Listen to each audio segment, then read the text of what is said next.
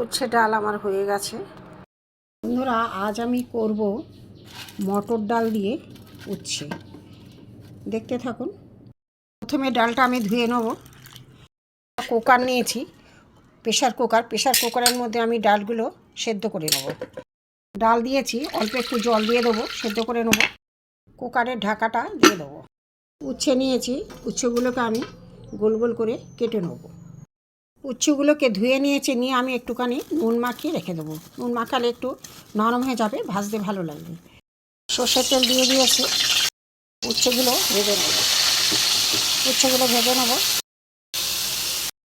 উচ্ছে ভাজা আমার হয়ে গেছে, তুলে নেব। কড়াতে যা তেল আছে ওতে আমি ফোড়ন দেবো, একটা শুকনো লঙ্কা, একটা তেজপাতা, সাদা জিরে। ফোড়নটা হয়ে গেছে, এখানে আমি আদা গ্রেট করা দিয়ে দেবো।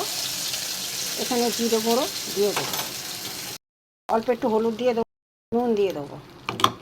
কুকারে যে মটর ডালটা আমি সেদ্ধ করে রেখেছিলাম এটা আমি দিয়ে দিলাম। ফুটুক, তারপরে দেখাচ্ছি।